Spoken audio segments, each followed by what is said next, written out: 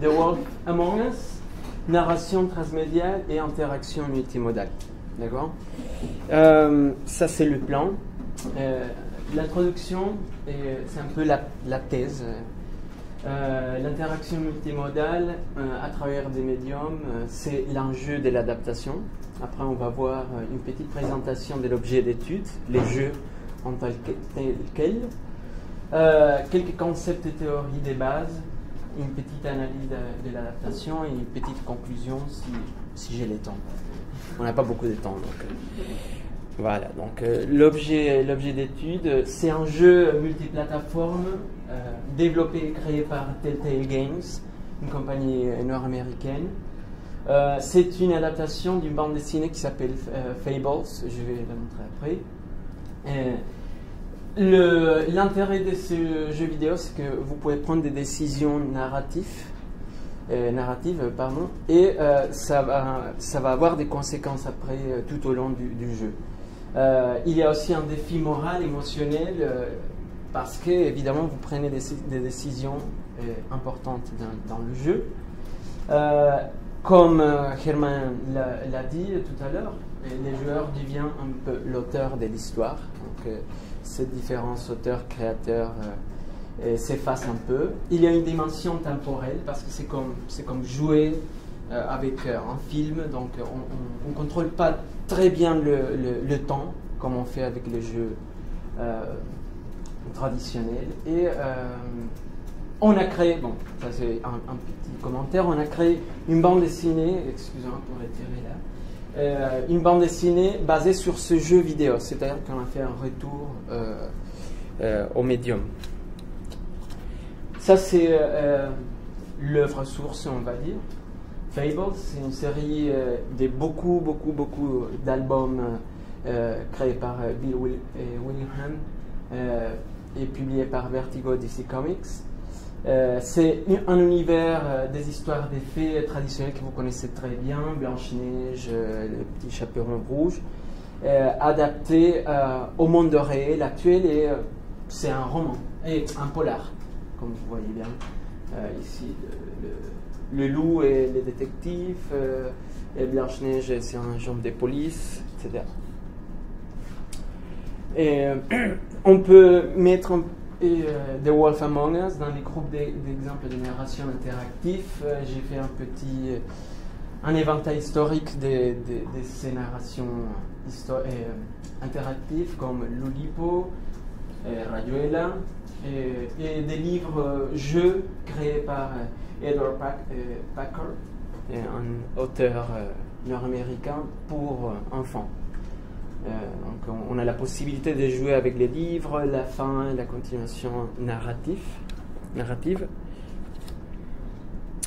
Des exemples des narrations transmédiales, j'en ai pris deux.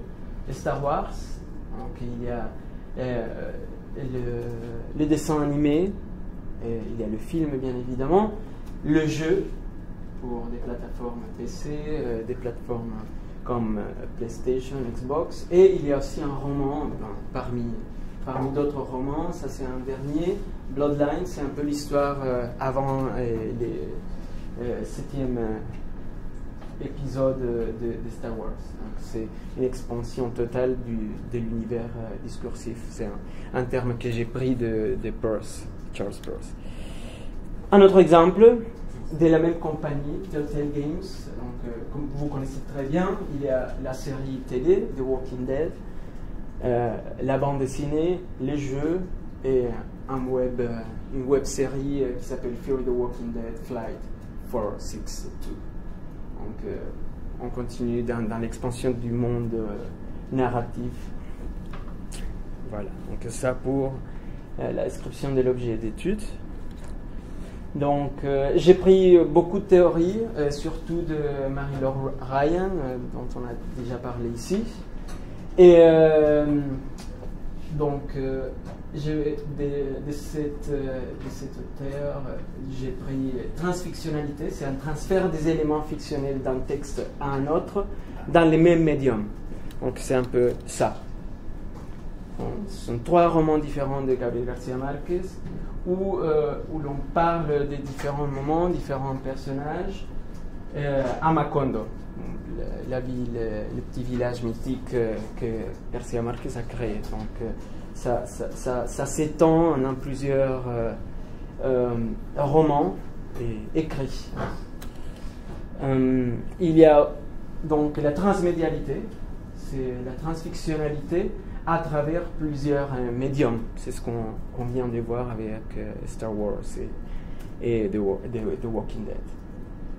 Marie-Laure Ryan a pris des Dolezal quelques concepts pour décrire l'univers narratif transmédial. Donc il y a l'expansion, changement des rôles. Par exemple, ce que je viens de dire de Fables, donc Snow White, Blanche-Neige, est un personnage tout à fait différent dans les jeux, dans la bande dessinée, évidemment dans les contes traditionnels. Il y a une exploration des nouvelles régions de l'univers discursif. Par exemple, à The Walking Dead, la série et la bande dessinée se déroulent à Atlanta, par exemple, et Fear the Walking Dead se déroule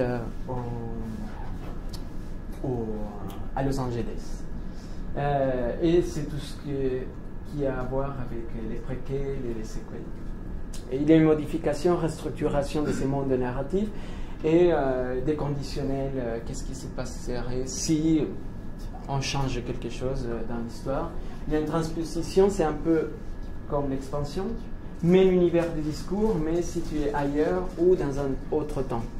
Donc, par exemple, il y a beaucoup de films pour adolescents, adaptation de Cendrillon au monde actuel, par exemple. Et finalement, j'ai pas voulu traduire ça comme citation parce que c'est une chose différente. C'est l'exportation ou introduction des éléments ou des affordances d'un univers discursif dans un autre univers discursif. Donc, je ne sais pas, un exemple que Marie-Laure Ryan donne, c'est si on utilise l'épée laser de Star Wars dans Les Seigneurs des Anneaux. C'est un exemple tout bête. Donc, sur l'interaction multimodale, j'ai une différenciation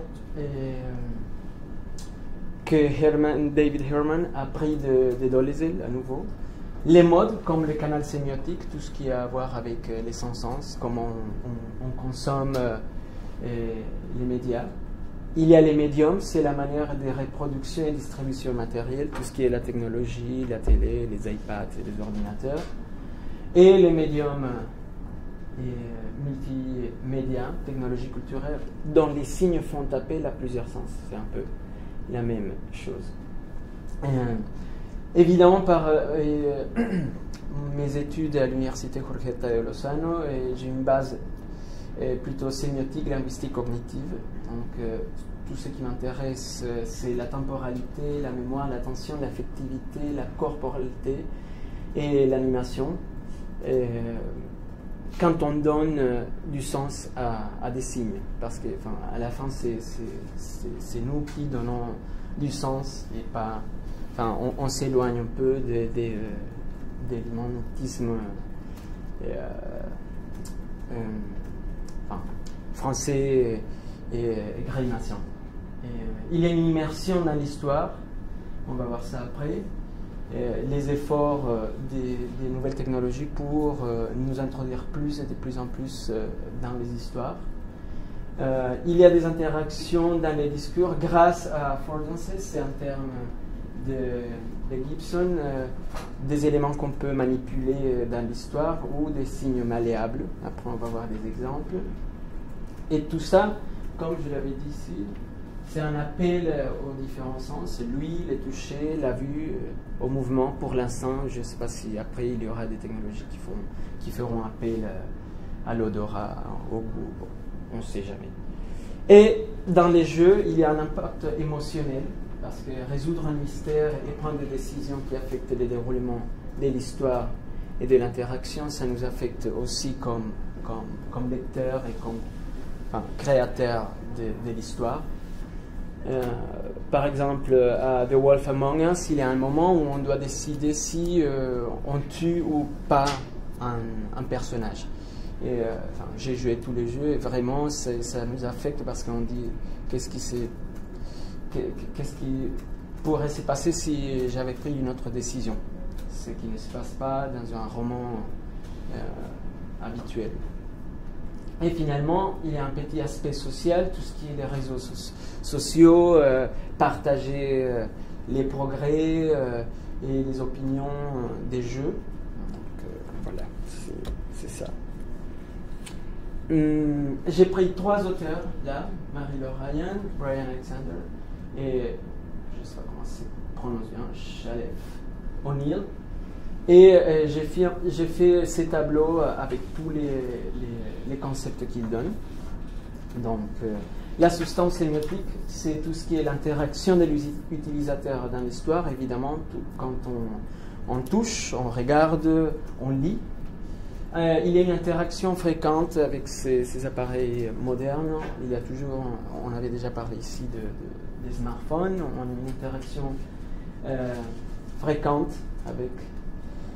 Il y a une création dynamique de l'histoire, ce qu'on a déjà dit ici.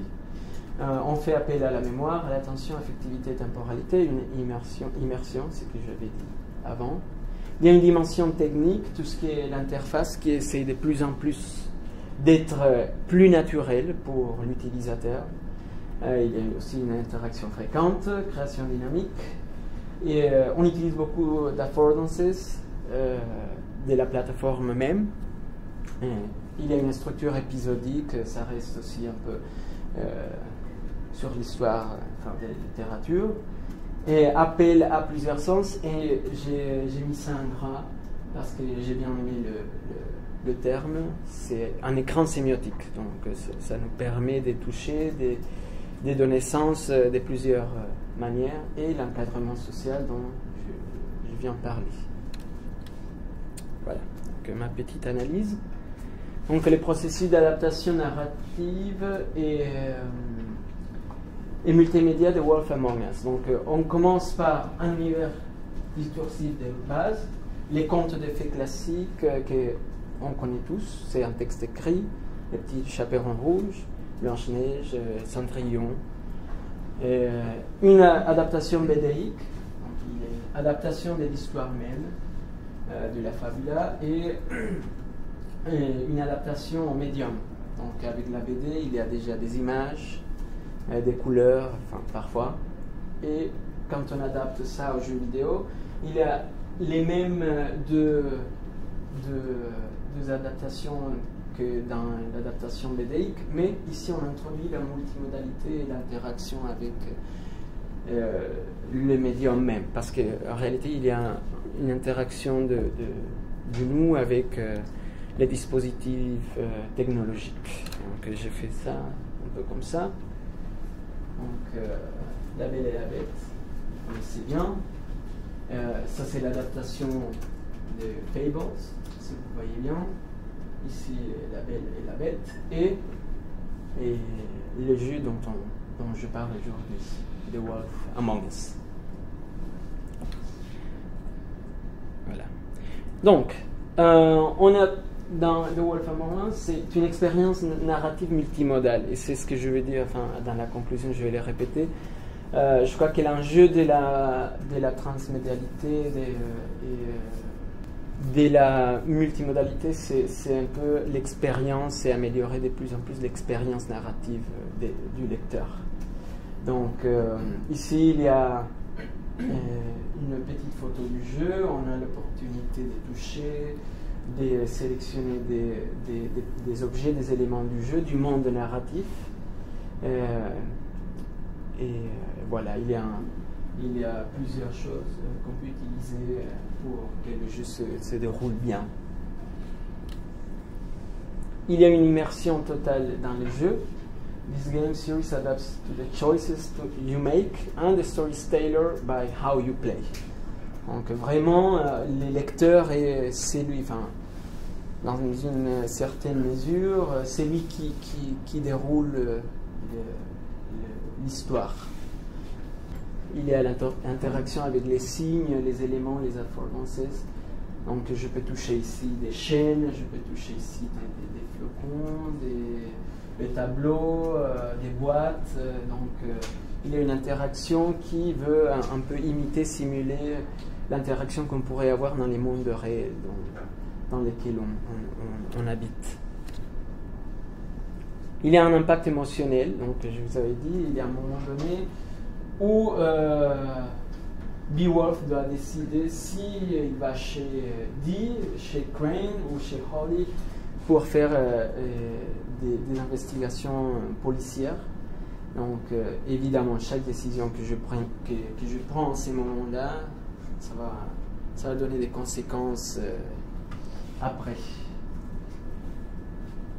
Et évidemment, c'est pas marqué, mais on a un temps pour prendre une décision. Il y a un appel à la mémoire.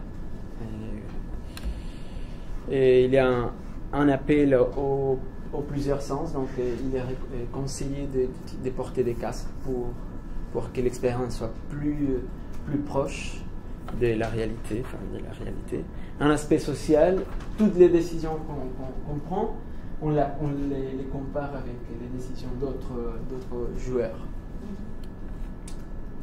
Voilà, ça c'est moi. C'est une petite vidéo, je vais vous montrer.